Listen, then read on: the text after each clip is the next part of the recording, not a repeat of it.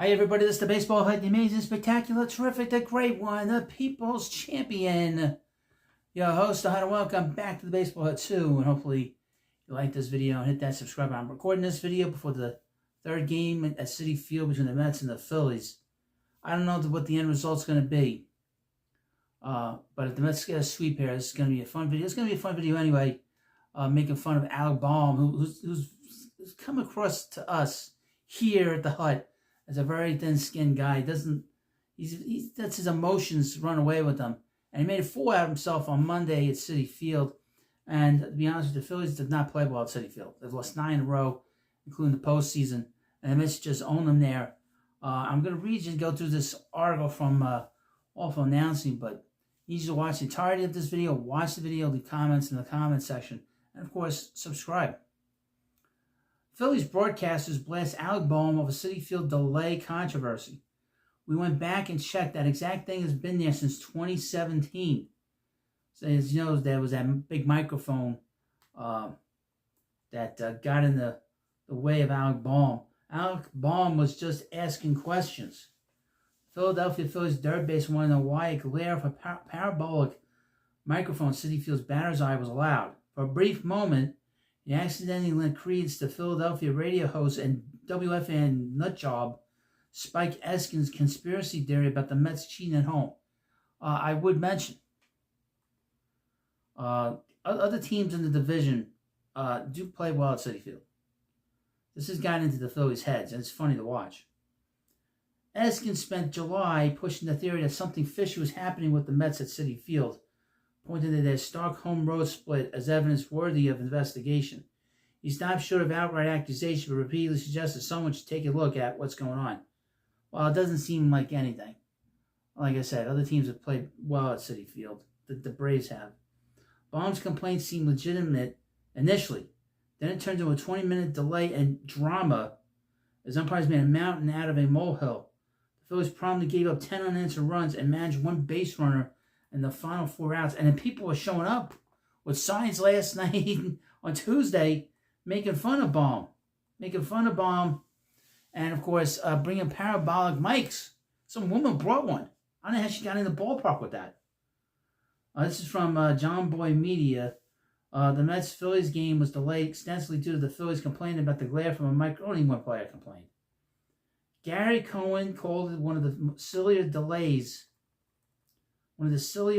he has seen as his tenure calling Mets games. This goes back to 1989. The Phillies post-game show wasn't as diplomatic.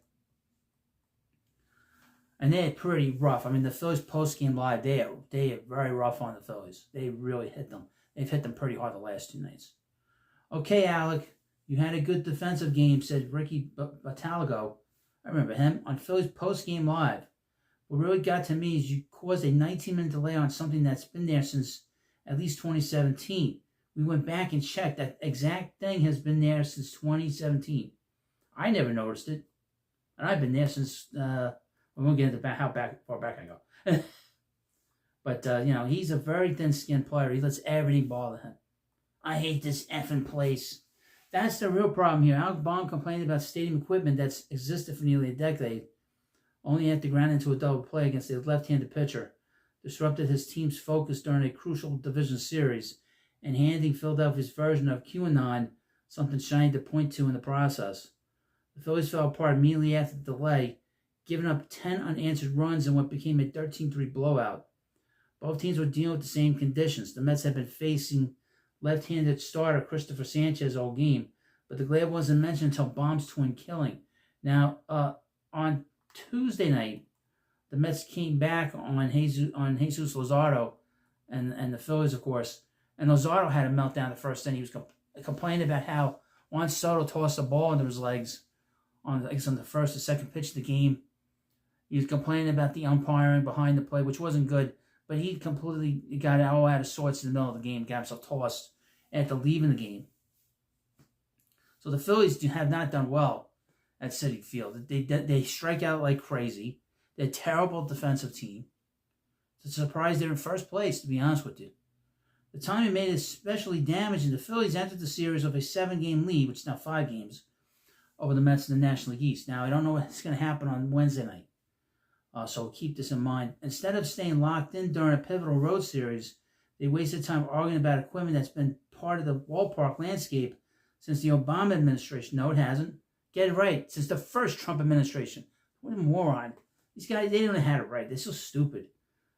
Some people are so stupid. Obama wasn't president in 2017. Donald Trump was president. 45th president. He's the 47th president. Philadelphia still maintains a 6-5 game lead, but this was another classic example of the team finding creative ways to make things harder on themselves. The Phillies have now lost 9 straight at Citifield, including the postseason, 23 of their last 29 in Queens. So they've not played well. The Phillies are a very strange team because they do a lot of good things well. They hit the ball out of the ballpark. They're a good hitting team, but they are very streaky as an offense. They have a great leadoff hitter and Kyle Schwarber. They have a great player in Bryce Harper. Bryce Harper's playing out of position. You have outfielders that can't catch the ball, aside from Harrison Bader. They don't really have a third baseman. Bohm's a terrible third baseman defensively. They're just not a good team as a group. And Trey Turner's range, surprisingly so, is not very good as at shortstop. This is not a well-rounded team. They have a good bullpen. They took a major hit this week, losing Zach Wheeler for the season. Who knows if Zach Wheeler's ever going to come back and be the pitcher that he was before this blood clot was discovered in his arm. And this thoracic outlet syndrome is very serious. We've seen it here with the Mets with the Dylan G. He had it back in the early 2010s. Matt Harvey had it. He was never the same after that. He was great at the Tommy John surgery, but after he had that other surgery, the TOA, thoracic outlet syndrome, TOS syndrome, TOS surgery, he was never the same. But the Phillies are in big trouble. Even with the 5-game lead, it's going to be very difficult for them to go far in the postseason with this group.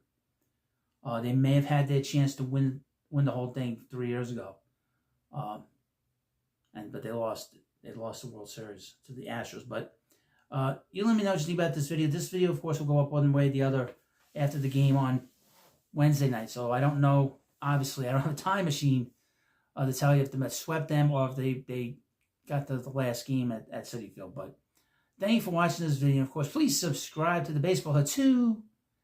And I'll see you later.